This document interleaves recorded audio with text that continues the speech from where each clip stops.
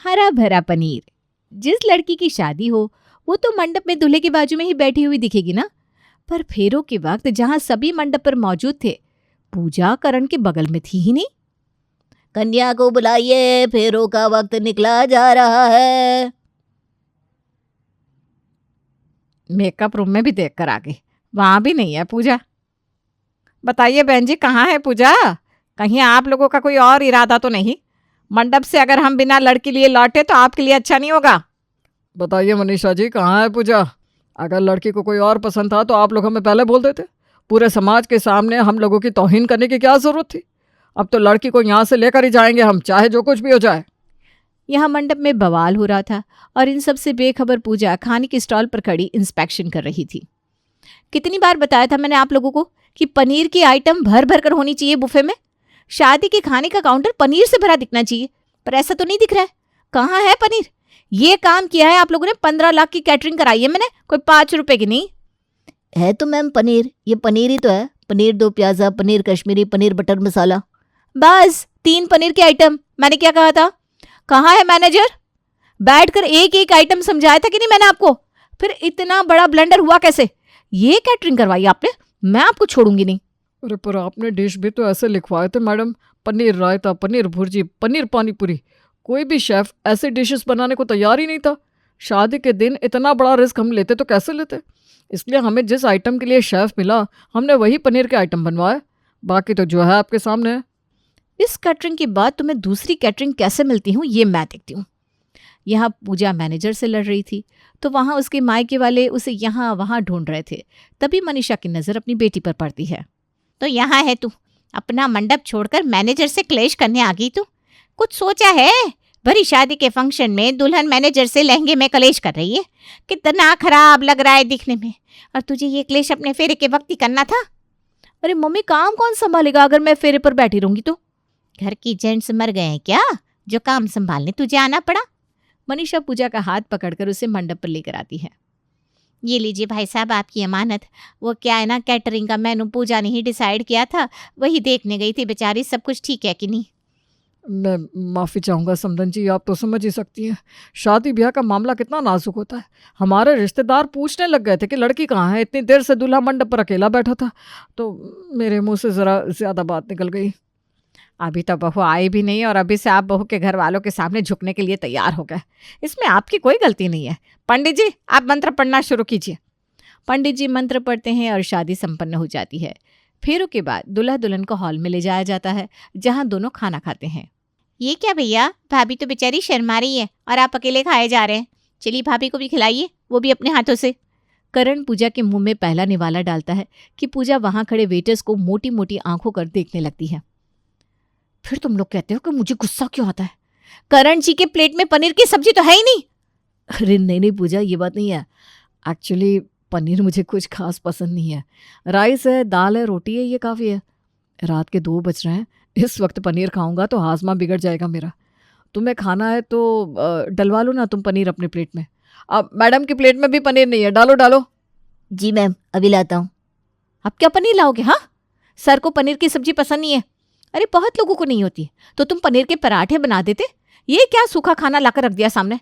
अब आप ही बताइए मम्मी जी, क्या कभी कोई दुल्हन सिंदूर के बिना पूरी होती है? नहीं बेटा, बिल्कुल नहीं। कोई मायका बेटियों के बिना पूरा होता है? अरे बिल्कुल भी नहीं बेटा, बिल्कुल नहीं। बेटियों से ही तो मायका हरा भरा रहता है, और जैसी वो जाती है ना सब कुछ वीरान हो जाता है। बिल्कुल सही, यही तो मैं समझाना चाह रही थी इन लोगों को। सुना, कभी बड़े बुजुर्गों को बात करते सुना होता तो इतनी बड़ी ब्लंडर तुमसे होती नहीं। जैसे कि बेटी के बिना मायका वीरान रहता है, वैसे ही बिना पनीर के खाना। पनीर तो खाने को हरा भरा बनाता है, और तुमने ये 2 खाने की वीरान प्लेट लाकर हमारे मुंह के सामने लाकर रख दी। अपनी बेटी को उसके ससुराल वालों के सामने ऐसी उलझुल बातें करता सुन मनीषा तो शर्म से पानी पानी हो जाती है और अपनी बेटी के कानों में फुसफुसाकर कहती है, तुम ये कैसी बात पर बहस करने बैठ गई पूजा?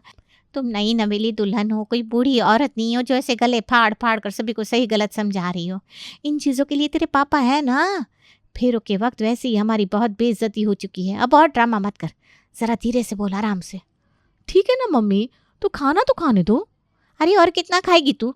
3 सब्जी पहले ही तेरी प्लेट में है, उसे खा लेगी तो पेट भर जाएगा। अब पनीर वनीर के सब्जी मत डलवा लेना। मैडम मैं सब्जी ले आया। अरे नहीं नहीं बेटा, वो तो पूजा दामाद जी को लेकर कह रही थी।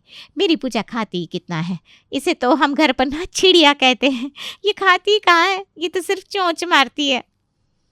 पर शायद आपने वो कहावत नहीं सुनी होगी मम्मी, चिड़िया चुग गई खेत। पता नहीं किसका मुंह देखकर इस लड़की को जना था मैंने। खुद के पैरों पर ही कुल्हाड़ी मारे जा रही है इतने मेहमानों के बीच। 3 सब्जी अपने प्लेट में डलवा ली और वेटर से कलेश कर रही है। लड़के वाले क्या सोचेंगे कि पूजा भुक्खड़ और लड़ाकू है। जैसे तैसे अपनी बेटी को विदा कर मनीषा निश्चिंत हो जाती है। अब भाई की शादी हो तो बहन अपनी भाभी को ना छेड़े, ऐसा कैसे हो सकता है।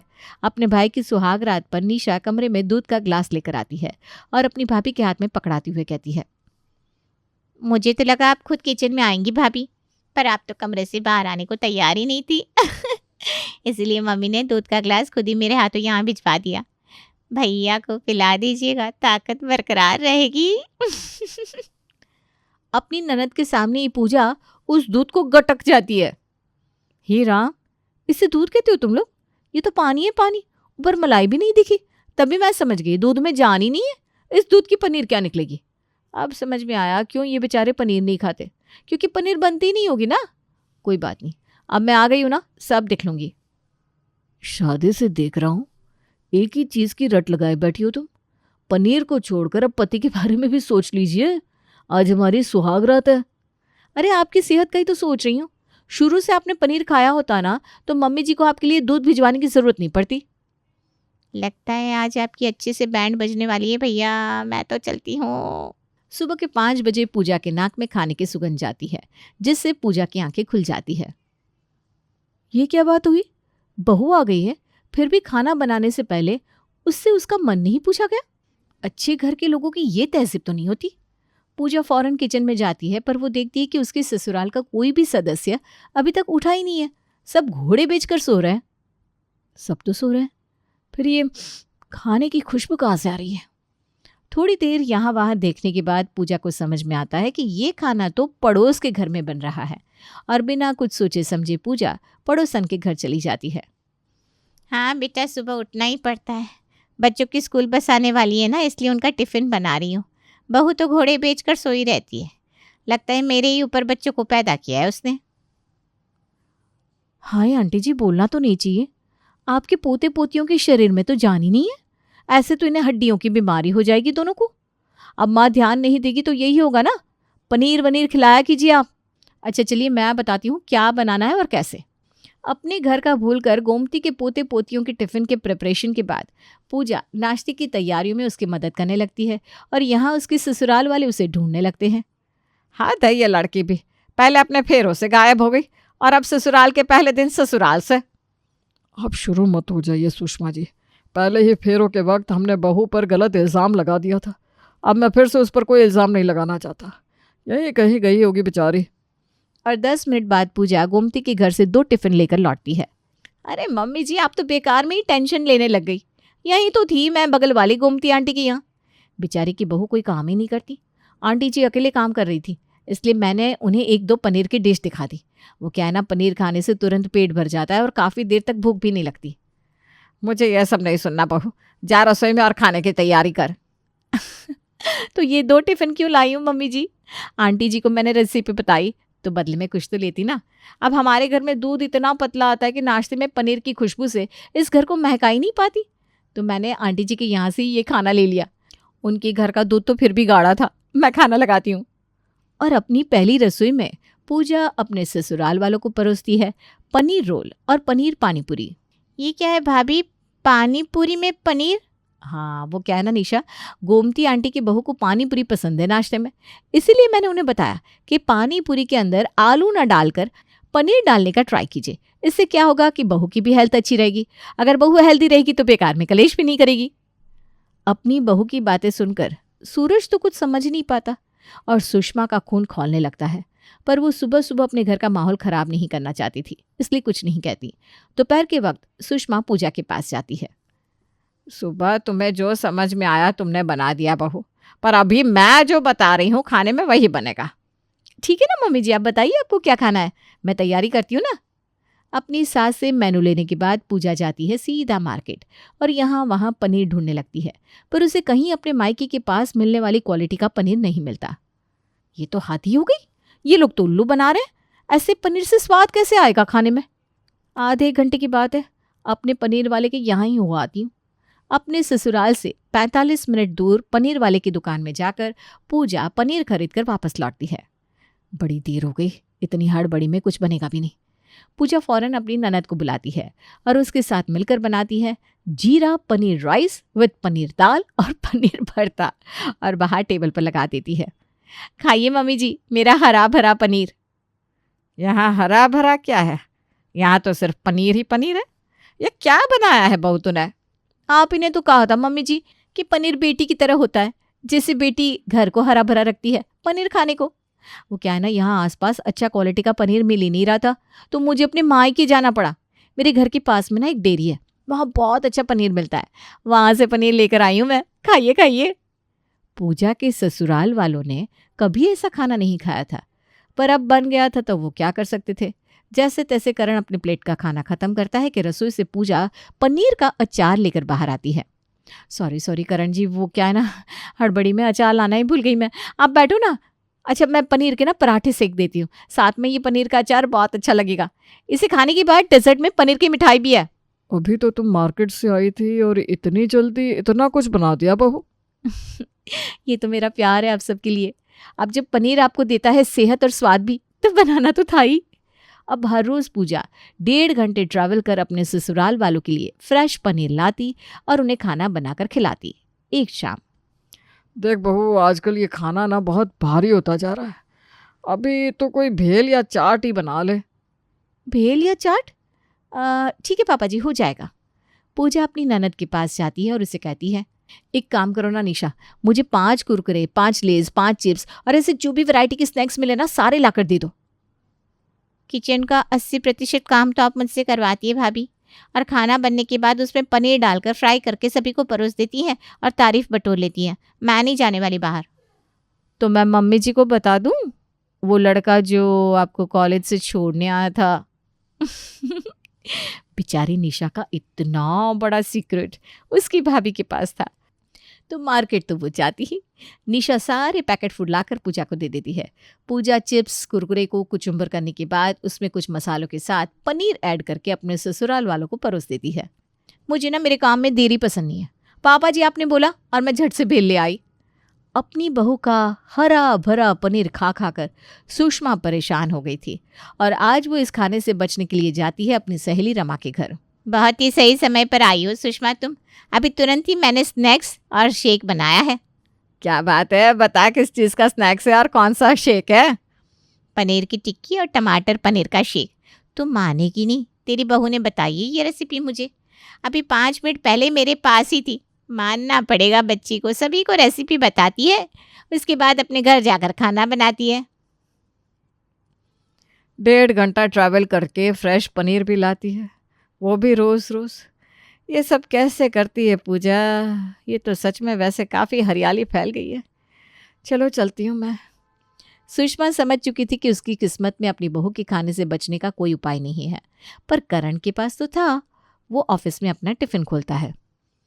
अरे वाह, आज तो मेरी बीवी ने पेस्ट्री बनाई है। करण हड़बड़ी में जैसी पेस्ट्री को खाता है उसे समझ में आता है, ये तो पनीर की बनाई हुई है। सत्यानाश हो, मुंह का स्वाद खराब हो गया, फिर से सौंफ खानी पड़ेगी। सुमित, जरा अपना टिफिन खिला दो। क्या बनाया भाभी ने?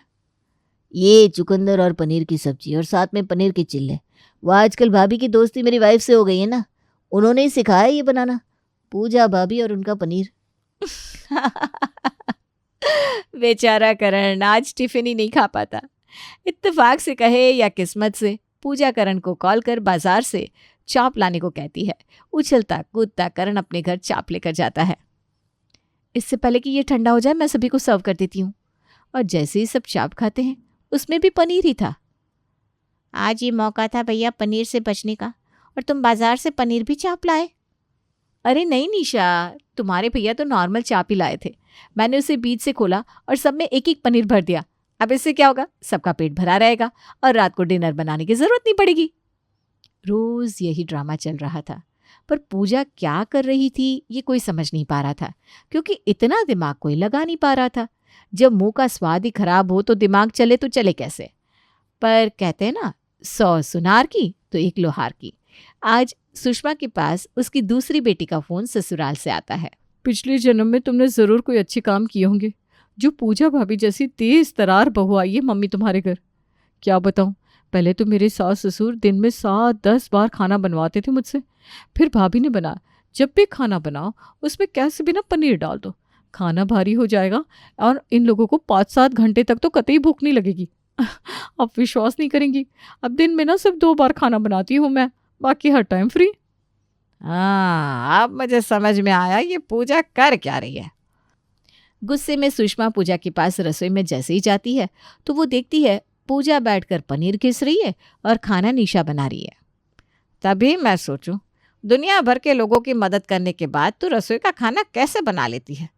बस इसी कारण मेरा गुस्सा नहीं फूट रहा था, पर अब मैं समझ गई, तू यहाँ मेरी बेटी से काम करवाती है। बहुत हो गया बहू, तुझे अपने हरे भरे पनीर की खेती करनी है ना तो आसपास वालों के यहाँ कर, हमारे यहाँ नहीं। अब जैसे ही निशा रसोई छोड़ती है, पूजा को रसोई से निकलने का मौका ही नहीं मिलता, तो वो कैसे किसी और को पनीर की रेसिपी बताती, और ऐसे ही सुषमा की प्रॉब्लम खत्म हो जाती है।